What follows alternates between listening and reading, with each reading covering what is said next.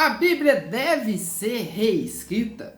Foi isso que a Xuxa comentou em um dos seus tweets ou na internet, nas redes sociais, logo após ali a treta que teve entre a Bispa Sônia e o Silas Malafaia. Mas afinal de contas, será que a Bíblia pode ser reescrita? Será que devemos reescrever a Bíblia? Quem que vai reescrever a Bíblia? O que vai ser reescrito? Se você quer saber mais sobre esse assunto, tudo isso vai ser comentado logo após a vinheta.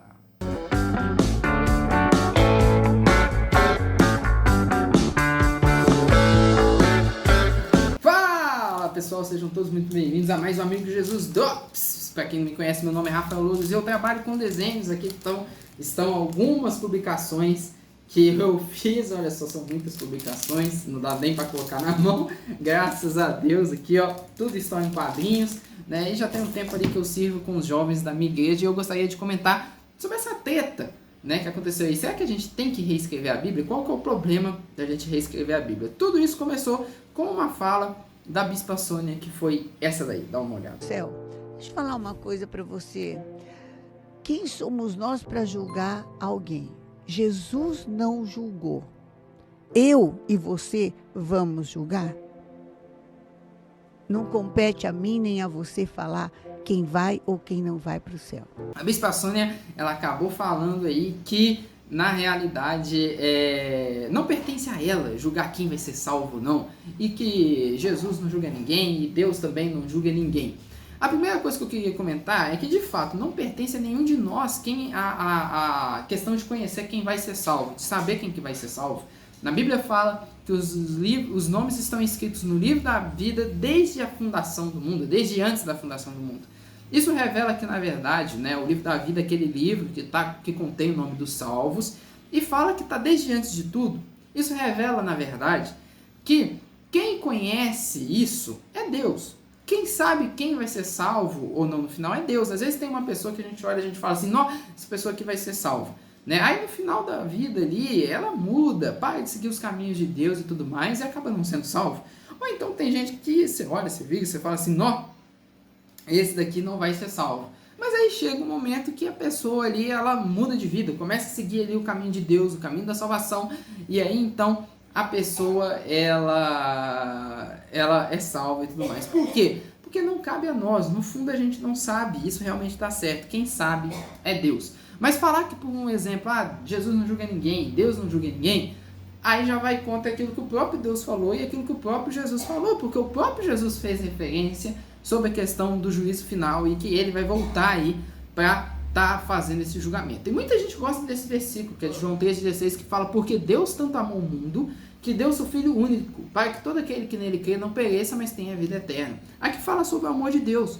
O homem está separado de Deus, né? O homem estava caminhando para o inferno, o eterno, a condenação eterna, que é o perecimento, né? E iria viver uma vida de sofrimento onde ele não poderia mais ter um relacionamento com Deus, um relacionamento de pai e filho, um relacionamento de amigo por uma eternidade. Então Deus ama tanto, né, essas pessoas que ele decide enviar Jesus. Para o quê? Para que as pessoas tenham uma vida eterna, isso mesmo, e elas não pereçam, mas tem uma condição. Qual que é a condição?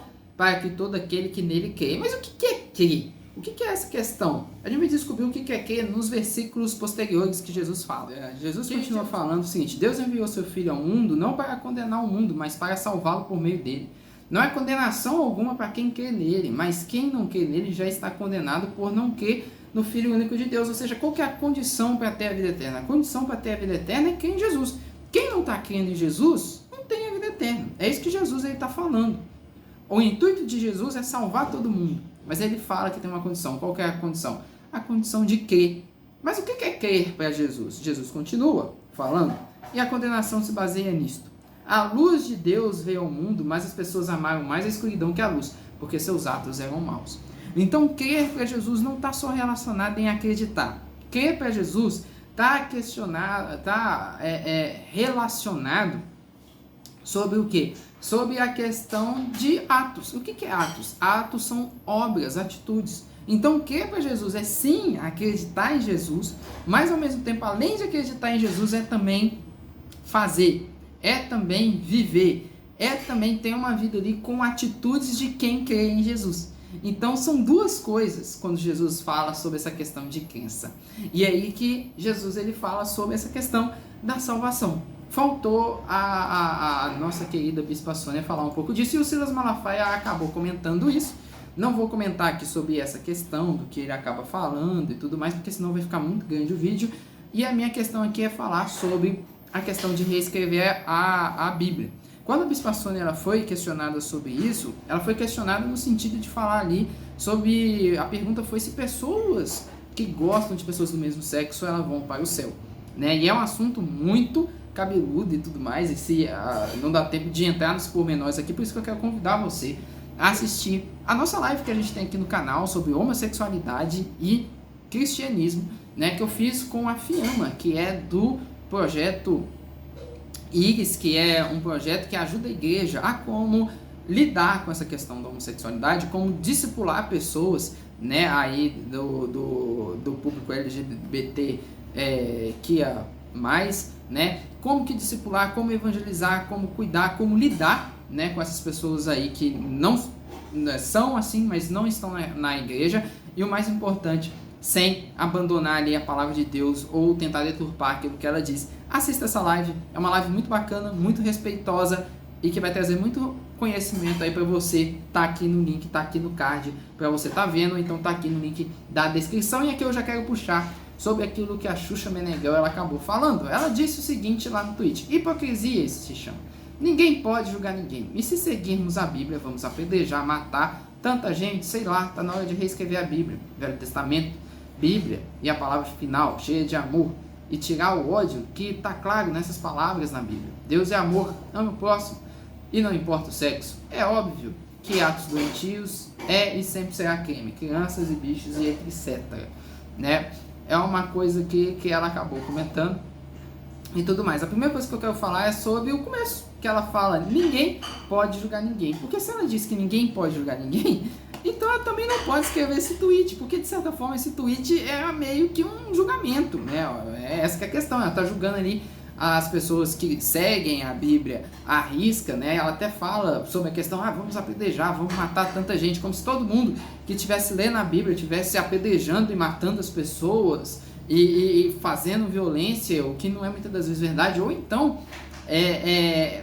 ela não pode também nem continuar falando, porque afinal de contas, se ela está falando que ninguém pode julgar ninguém, então ela também não pode julgar aquilo que o Silas Malafaia falou, porque afinal de contas, se ninguém pode julgar ninguém, então é para ninguém julgar ninguém, nem ela para julgar ninguém. É essa que é a questão, mas vamos continuar aqui, que eu quero pegar uma coisa que ela começa a falar sobre que está na hora de reescrever a Bíblia, e todo o pressuposto dela parte da questão que Deus é o amor. Muitas das vezes as pessoas elas confundem a questão de Deus, né, ser amor, porque as pessoas elas falam sobre Deus ser amor, é basicamente tipo, é como se fosse assim que elas falassem, Deus é o amor, como se o sentimento fosse o amor. Mas deixa eu te dar um exemplo sobre o que a Bíblia quer falar sobre isso. Por favor, põe amor nas minhas palavras, eu não estou fazendo isso, é só para exemplificar mesmo, então não leve a mal aquilo que eu vou falar aqui, mas é como se fosse assim, presta atenção numa coisa, o Rafael é branco, mas a cor branca não é o Rafael. A mesma coisa sobre Deus, né? Deus ele é amor, mas o amor não é Deus. Deu para entender?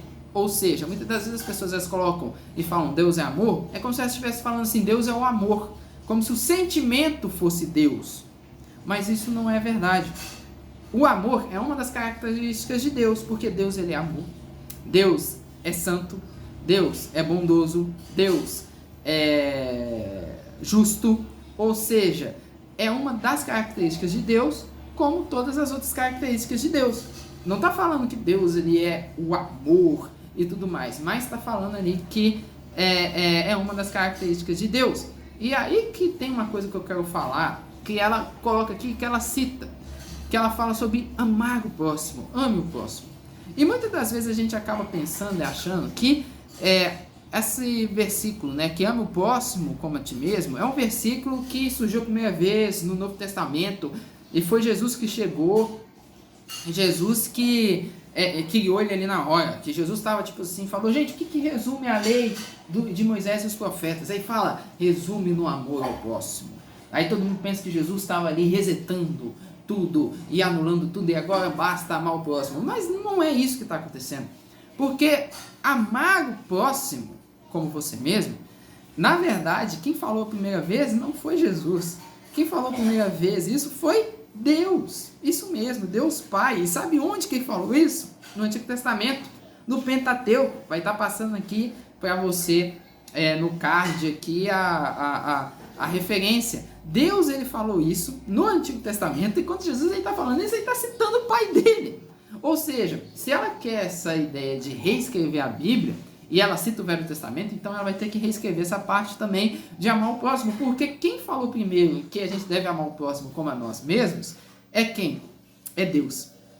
E Jesus, ele cita de fato Deus, o Deus Pai. E é aí que entra numa questão que é o seguinte: se a gente for reescrever a Bíblia, então a gente vai abrir espaço para qualquer pessoa que quiser reescrever qualquer coisa na Bíblia. Inclusive a questão de amar o próximo.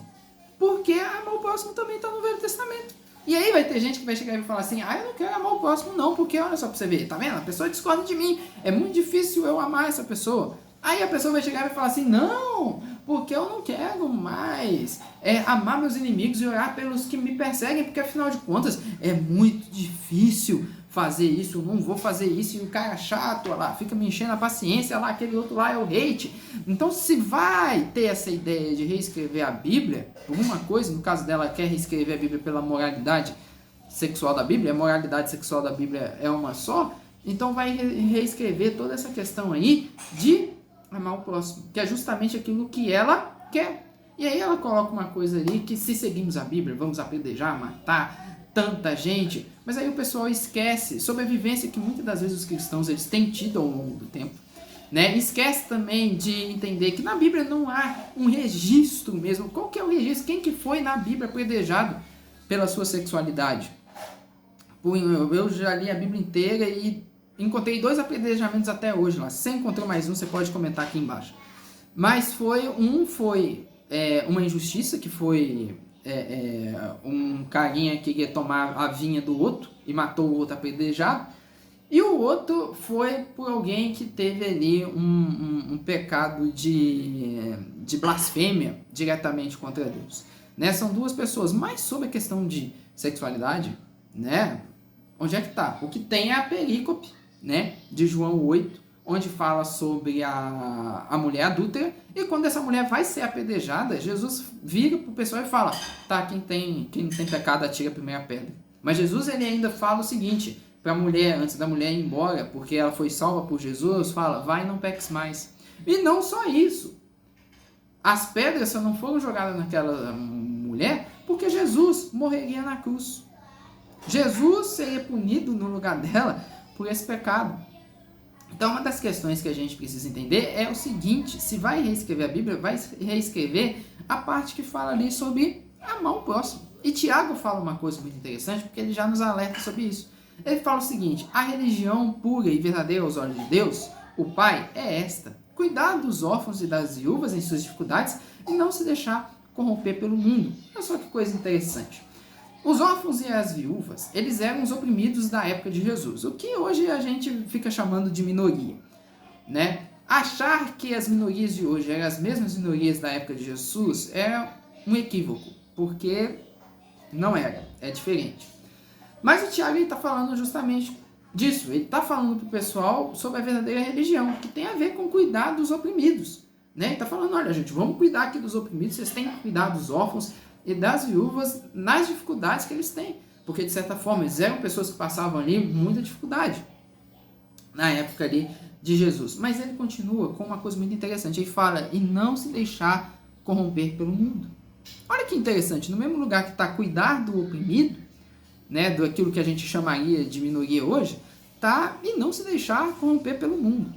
O que isso está querendo dizer? O que Tiago está falando sobre isso? Ele está falando: gente, não deixe de cuidar das pessoas, mas não vamos deixar se corromper pelo mundo. Por quê? Porque se a gente for corromper pelo mundo, o mundo vai chegar pra gente e falar: olha, gente, viver a Bíblia é muito difícil. Olha, gente, as palavras da Bíblia são muito duras. Tá falando sobre condenação. Então vamos mudar isso daqui. Mas só que aí que tá o problema. Porque se você for mudar tudo isso, você não vai resolver o problema principal que faz a injustiça acontecer. Porque segundo a Bíblia, o que faz a injustiça acontecer? É É o conflito de classe? Não. É a propriedade privada? Não. O que, segundo a Bíblia, faz o conflito acontecer? É o pecado. E Deus já enviou a solução desse problema há 2000 anos atrás, e é Jesus, que resolveu esse problema através da sua morte e da sua ressurreição, e nos mostra como resolver esse problema, que é salvando a nós mesmos, através da crença que tem nele. Então, se você vai mudar isso, você vai mudar aquilo que pode solucionar os problemas que faz ali as pessoas serem oprimidas. E aí, vai valer a pena mudar? Porque muitas das vezes o pessoal gosta de xingar o religioso, porque, afinal de contas, o religioso é mau, mas a Bíblia é contra a religiosidade. O pessoal gosta de falar contra o machista, e a Bíblia fala contra o machismo. A Bíblia fala para o homem amar a mulher como Jesus amou a igreja, que se a mulher estiver correndo risco de vida, ele que tem que se entregar no lugar dela para que ela não morra. Isso é contra o machismo. A Bíblia fala contra a questão de você não amar o estrangeiro, né? Não amar o pobre, não amar a viúva. Ela vai contra o preconceito, né? Mas aí quando a Bíblia fala contra o preconceito, vale. Mas quando a Bíblia fala contra qualquer outro assunto, não vale, né? E aí entra nessa questão toda, porque Tiago sabia que isso iria acontecer. E em parte não vale. O que vale é o todo.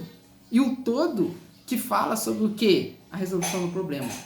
Que é a resolução daquilo que causa todos os problemas. Que é a separação do homem de Deus que se dá através do pecado. Então Jesus veio para resolver isso. E ele veio aí então para nos salvar disso e nos trazer de volta aí para Deus, porque Deus ele amou o mundo. E porque Deus amou o mundo, ele quer mudar o mundo. Se Deus amou o mundo, ele quer então, né, restabelecer esse relacionamento aí e trazer gente aí para a vida eterna. Por isso que a gente não pode reescrever. Porque vai chegar uma hora que o pessoal vai tentar até mesmo reescrever aquilo que fala sobre o amor. E aí já era. Porque quem vai definir o que a Bíblia define como certo e errado não é a Bíblia em si, mas é a gente. E aí a gente vai definir aquilo que a gente quer. E aí vai virar uma bagunça.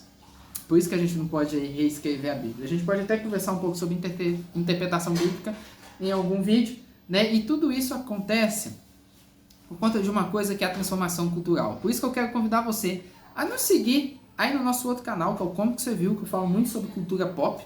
Comento sobre cultura pop e apresento o mais importante para vocês, que são obras cristãs, que são boas aí para refletir, né? Para te edificar, né? E também vai para falar sobre o amor de Deus, né? A história em quadrinhos, séries e filmes cristãos, tudo você encontra lá. A gente também bate um pouco de papo sobre a cultura pop secular, como o Marvel, DC. Então não deixa de se inscrever, não deixa de garantir as nossas histórias em quadrinhos.